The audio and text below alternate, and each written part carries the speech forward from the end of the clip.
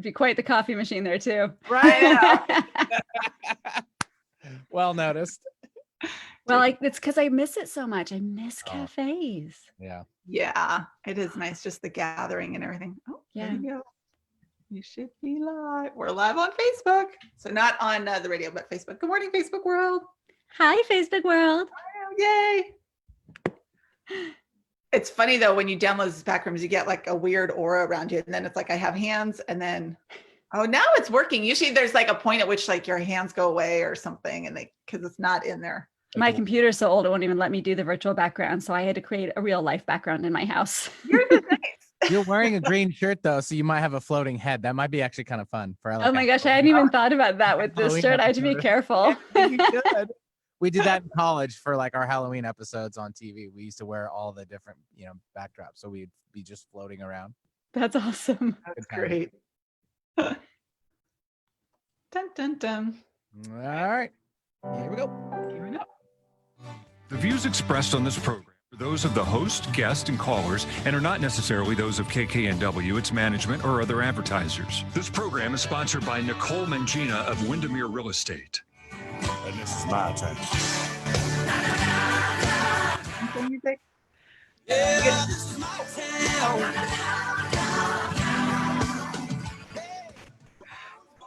Good morning, everybody, and welcome to the 425 Show, your place to be for all things real estate and lifestyle related here on the East Side. I'm your host, Nicole Mangina with Windermere Real Estate.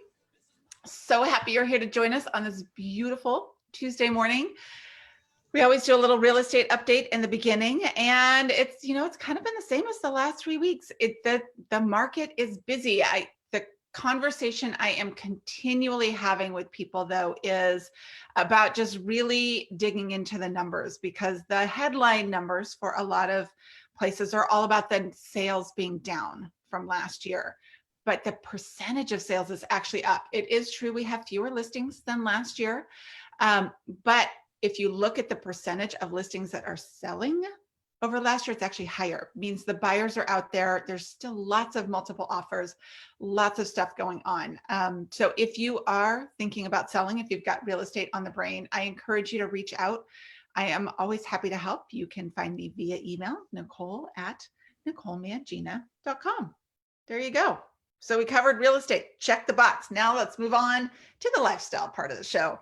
I'm super excited for our guest today. We have Rebecca West, who is the author of Happy Starts at Home and the CEO of the interior design company, Seriously Happy Homes.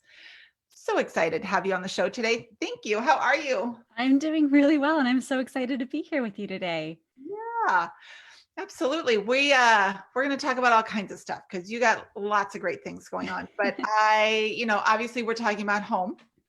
And I think aside from it being a real estate show, this is just such a fascinating topic to me right now, because we're just spending a whole lot more time in our homes. Yeah. But we are using our spaces so differently than we ever have before. I've got my little, detective hat on, and I'm just really curious to see how this all plays out in the next 2 to 5 years with, what are buyers looking for when they're looking for homes in terms of the home itself, the layout, the locations. Is it going to spark any changes in building? Mm-hmm. And you come in because you do all kinds of different things with homeowners. And I was on your website this morning, and I love your approach. One of the things you have on there is that you actually have a degree from the University of Washington in community and environmental planning. Mm-hmm. But you come to design not from a love of sofas, but of a desire to create a supportive and nurturing space. Exactly. Yep. To this day, I really don't care if anybody ever buys a new sofa. That's really not the point. A sofa is a tool. A faucet is a tool. A paint color is a tool. All that need to be applied well to give you the outcome you're looking for. Right. But when you do apply them well, it's a pretty fun result. It is. Yeah. I'd love to hear a little bit more about your story. Kind of how did you get into this? What was the impetus for bringing this all together? Yeah. So like you kind of hinted at, this didn't happen on purpose. So the background is I have a geology degree. I have a community and environment planning degree from UW, both from UW. I was in the Peace Corps. I grew up in the military. I almost went into the military. And I spent a little bit of time learning how to administer retirement plans. Like I was on a pretty serious path in life. Yeah. I took a quick break from being serious to teach ballroom dance for 4 years, which was marvelous. But then that whole chapter of my life ended abruptly when I got divorced. And I had stopped my career of teaching ballroom dance to try and work on my marriage, which didn't pan out. So there I suddenly found myself career and marriage free, living in the house that my husband had moved out of. But it's not like he had taken all the memories with him. So there I'm sitting in this house that I'm very grateful to have because home ownership is a blessing financially.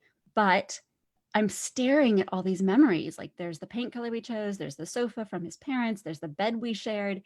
And it felt like a prison. Like I was so trapped by all those memories. Like I couldn't move forward.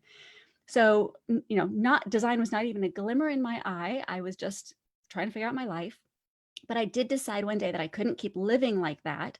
So I got some old paint out of the garage and I repainted the ceiling of the vaulted ceilings in my living room black. You painted vaulted ceilings? Yeah, but I didn't just paint them. I painted them black. It was awful. But it was the paint that I had on hand and I just was looking for something different. I was like, I need to change something.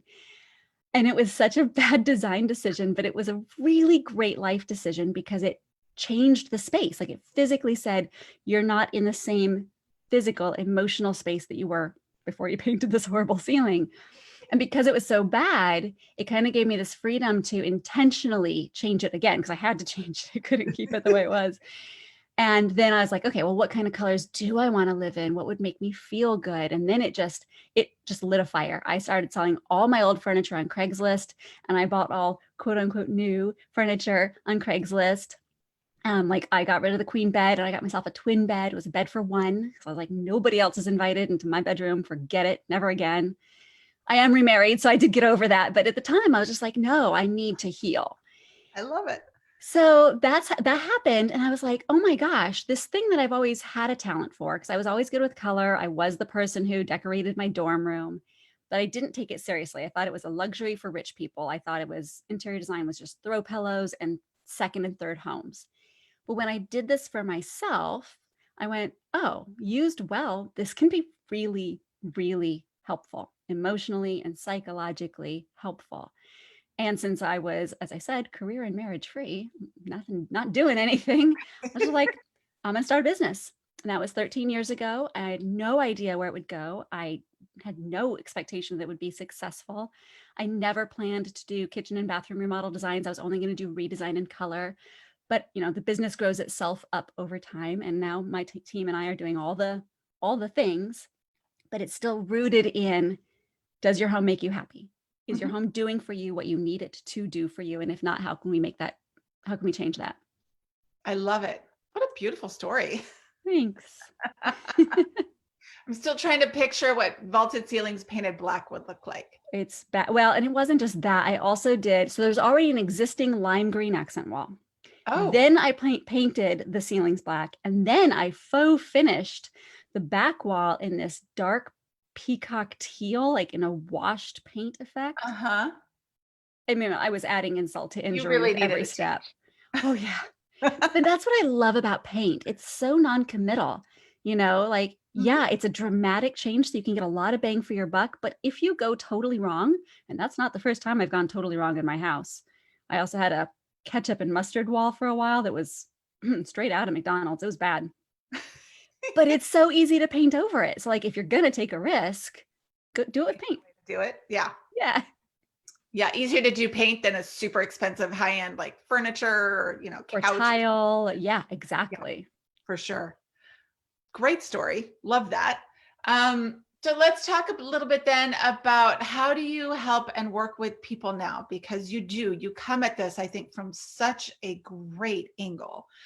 That is, like you said, so much more than, I feel like furniture is almost like clothes, right? Like, do you have the right couch from the right store or, Right. whatever, the right aesthetic? So how do you work with your clients now if somebody's out there thinking, I'm not so happy in their home? And speaking of that, you actually have a fantastic quiz on your website, which it's seriously happy seriouslyhappyhomes.com. seriouslyhappyhome.com. Mhm. And you can go online and take a free quiz and find out just how happy your home is. Exactly. So the design business is really about that tool set like we were talking about. So when people do come to us, they already know something's not working in their house, right? Mhm. Either functionally or emotionally. And so our job is when we do an intake conversation, it's like, why are we here? What are you really hiring us to do?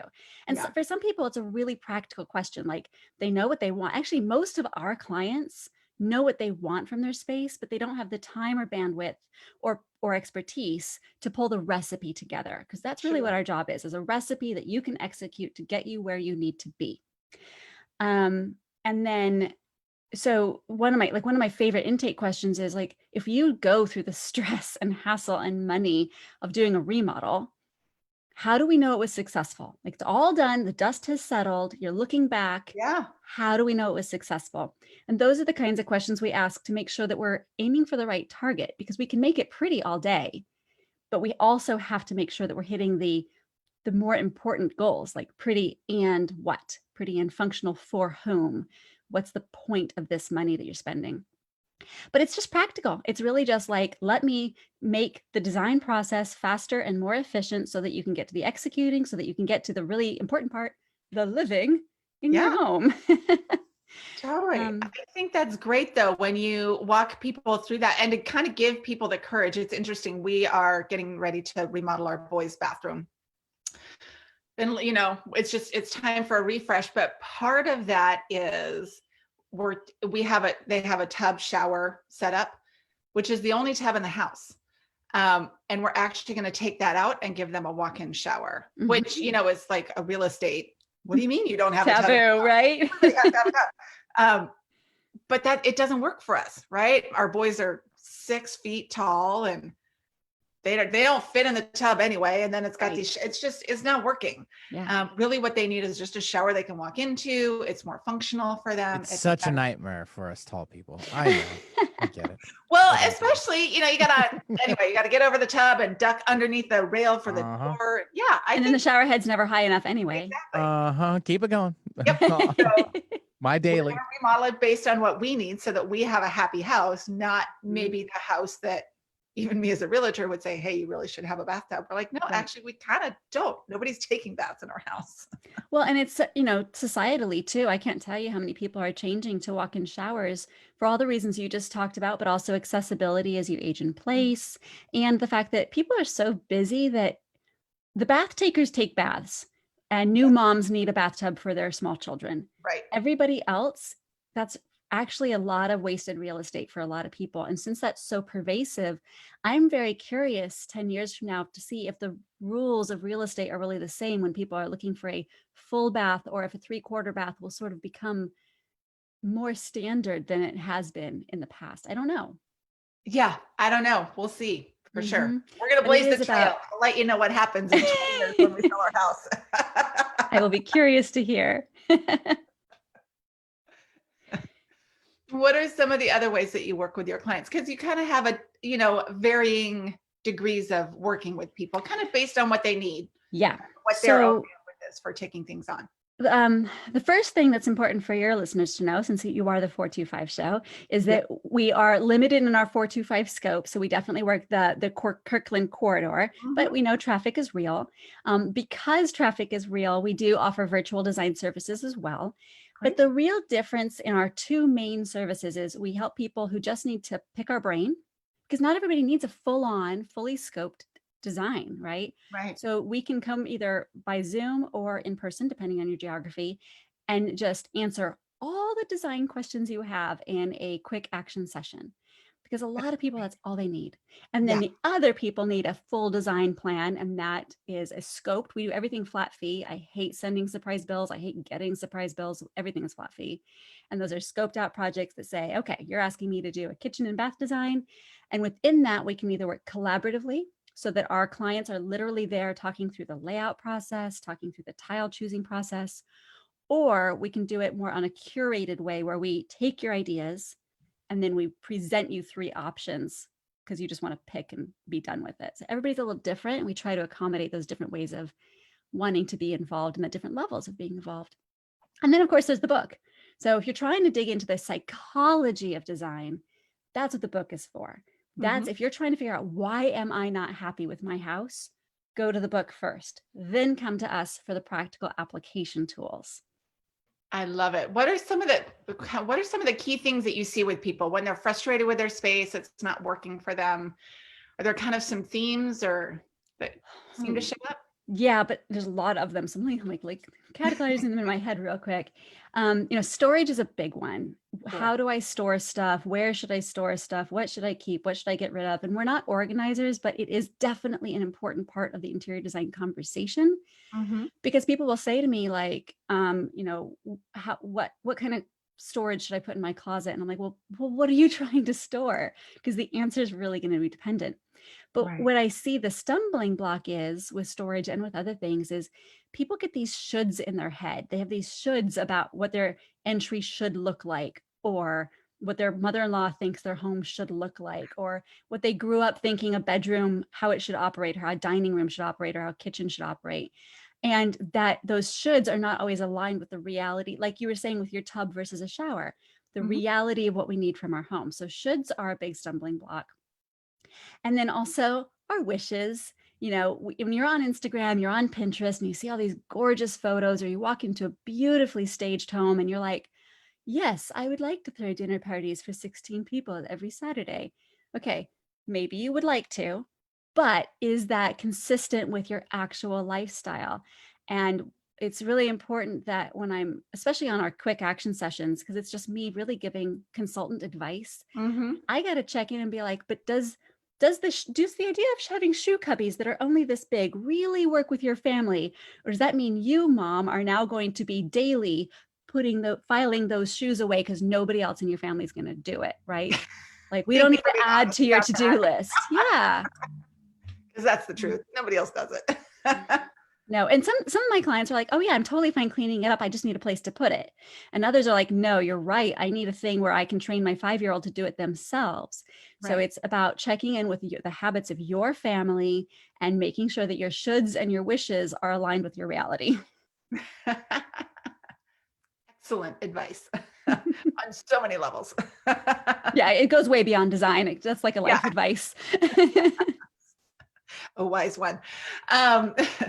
So I'm wondering too, and I think we're probably just starting to see this, but because now we're, like I said, all of our spaces are multi-purpose. The kitchen is also your office. It might also be your classroom. And we've all, at least in newer construction, tended now towards these kind of big communal spaces, which are wonderful. And I don't necessarily think we're going away from that. But I do think there might be some need, like even now, sometimes you just need to have a quiet space so you could do a Zoom call or, figure out how to make your space work in different moments of your day. So I'm curious if you've kind of run into that. Definitely. Both in terms of interviews like this, we're talking about it a lot, trying to give people ways to think differently about their home. I was sharing the other day that my father, this is way back, 20 years ago, 25 years ago, when he was getting his master's degree, he did the whole thing from under that little closet that's under the stairs. And it was a narrow, long closet. He put a built-in desk right at the end, and he would just walk in, close that door behind him, and he did his entire master's program from it. So yeah, part of it is figuring out what spaces are available to us. How can we use them differently? How can we multi-use them? But not create other obstacles. So like, for example, working from home, especially if you're having virtual meetings, you need a quiet space. You need a place where you can close the door usually. So the bedroom is often a contender for that, since it's sometimes the only room in a house with a door, aside from the bathroom, which could be a little awkward and echoey. So, but you don't want to be going to sleep looking at the daily to-dos with all that work right in your face. That's not going to lead to a restful night of sleep for most people. So if you're going to have to repurpose your bedroom as a workspace, you also have to have the discipline to say, I'm going to close my laptop. I'm going to have some file boxes for the papers so that I can easily start work again the next day, but I'm not going to sleep staring at work, right? So especially when we're multi-purposing any room, we have to figure out, how do we make sure both purposes are still accommodated and they're not just getting in each other's way? Yeah, I have to admit I fall into that as well. Fortunately, I work with a laptop versus like a desktop, but That I helps. noticed that, yeah, because I tend to work at the kitchen counter right Mhm. now because we're home. But towards the evening, I need to like close it and just go put it in like a computer bag or somewhere else so Mhm. that it's not always on the counter. Because then I'm like trying to make dinner and hang out with the kids and oh, maybe check an email and And it then just you gets fell a into little the email hole. yes. So I noticed that that's been a super helpful thing in our house as well. It's like, during the day, the counter's kind of workspace for one thing, but to Mhm. physically close down the computer and move it to a different space so it's not hanging out there when we're kind of into family time is And helpful. it's not just a cue for you because you need to be able to psychologically say work time, not work time, right? That's really important Yeah, for our wellness and our mental health. But it's also important for our families because if you want the exactly. kids to honor when you're at work versus not at work, you need to make it very clear. Laptop's open, mom's at work. Laptop's closed, we can talk to her all day, right? So you want Yeah, to honor their clear boundaries, like help them help you. totally. I love it. If you're just tuning in today, we have Rebecca West joining us with Seriously Happy Home. You are an author. You have a phenomenal book out.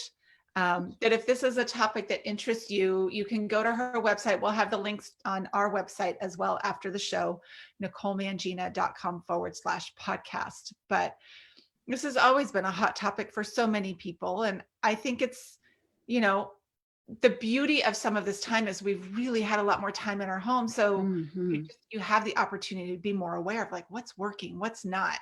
Maybe you don't know how to make it work better, but we all Yeah. definitely know what's not working in our homes right now. And then it's just a matter of taking action. And so often, yeah, I help people with big remodels, Mhm. but so often it's not the big remodels that are actually the low hanging fruit and the thing that can make a huge impact. In the house that I'm living in now with my new husband, I spent a year, and I mean, I wrote a book on design psychology. So, right.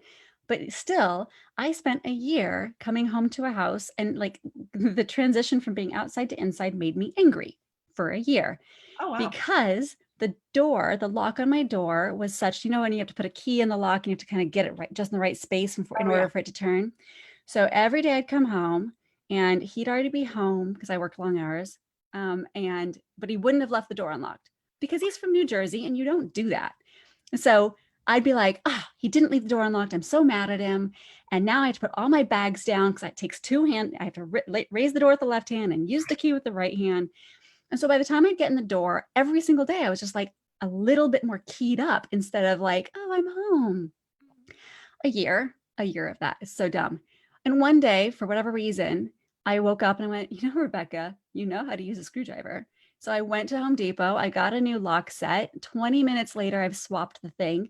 And the nice part of the story is that I was so mad for so long at the door that now, for what's been 5, 6 years, I still have pleasure using the lock on my door.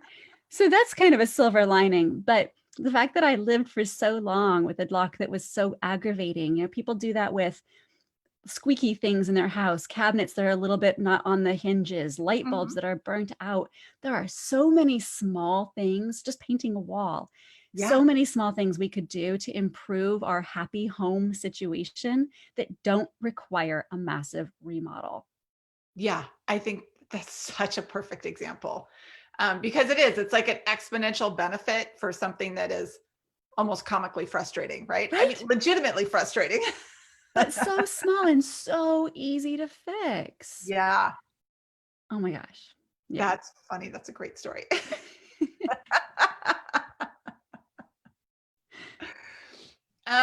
So you've got the book, you've got a podcast coming up. I am That you're about to be, well, I am, I guess, the host of Creating Your Happy Place, but nobody can listen yet because I have not actually put the first episode out, but it is recorded, it is edited. So for those of you who enjoy podcasts, stay tuned. And if you want to keep an eye out for it, just follow me on Instagram at Be Seriously Happy. That's my personal feed. Uh-huh. There's also the at Seriously Happy Homes on Instagram. But if you want to keep an eye out for the podcast, I will definitely be shouting it out once I get that silly first episode on air. I love I'm it. so excited about it. We're interviewing people who have created their happy place, Mhm. despite obstacles or despite unusual circumstances. So one of my guests, for example, lived on a boat for 3 years in the South Pacific. Like, what does it mean to create home when you have no land, no neighbors, you're covered in salt, you sold all your belongings? Like, what does that look like? And another one of my guests is one of my colleagues, and she has a special needs child. So she creates these beautiful home environments, hers specifically, because that's very important to her, but it has to be spill and break proof. So, how does she navigate that, and how does she help other people with that navigation? So that's what creating your happy place is about. It's like, no matter what the obstacle is, we can create our happy place, but sometimes we need some stories and some inspiration to help us think about how we're going to get there ourselves. I think that's great. I love your Instagram feed. I get all kinds of great inspiration from that. Thank you. I'm definitely somebody that benefits from that, because it's hard for me that extra creative piece. Like, I can tell, I think this isn't working, but then to find the solution sometimes. And I think it's easier to figure out other people's solutions sometimes than it is your own. Oh yeah. Oh my gosh, So to see how it turned 100%. out for somebody else is really helpful. Yeah. And like, obviously if people feel like it's appropriate to hire an interior designer, do it. But sometimes just have a friend come over, because they won't have the baggage that's in your head, and they might be able to break you free from your obstacles without even having to hire an interior designer. Totally. We did that. I was actually laughing. I had a gal a while ago help the boys go through their closets, right? I had tried, it's not really my strong suit. Plus you're their mom. It's just not going to work out. Yeah. I tell the boys to go do it. I think they go back and they check Instagram for half an hour. And I'm like, we're done. I'm like, meh.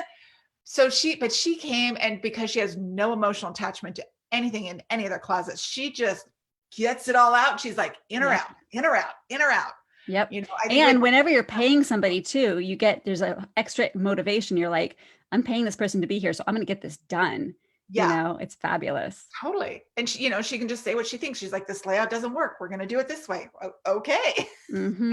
Yep, exactly. So worth the time and money. And the other thing that's nice about hiring a pro versus bringing a friend over is your friend will sometimes be thinking about what they would do if it were their house. And it is really important to have somebody come over who's going to help you think about what you need, not what they would need. And those are very different things. And there's huge value in the questions.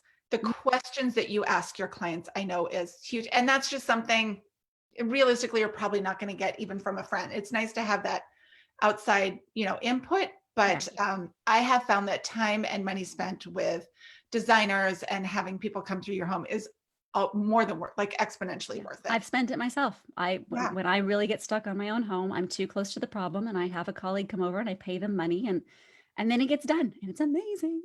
Yeah, there's that too, and it's done all the way versus kind of the halfway. Yeah, that too. The last part that never quite really gets there. Exactly. So thank you for joining us today. Again, if people want to connect with you, what is the best way? We've got Rebecca West with Seriously Happy Homes on the show. I love making friends with people on Instagram. That's my favorite platform. So at Be Seriously Happy is me. Okay. And then you can find our design company at seriouslyhappyhomes.com. And you can find my design coaching company, because I coach my colleagues as well, at seriouslyhappy.com. I love it. So many great things that you've shared with us today. Again, we'll have links to everything on our website after the show, NicoleMangina.com/podcast.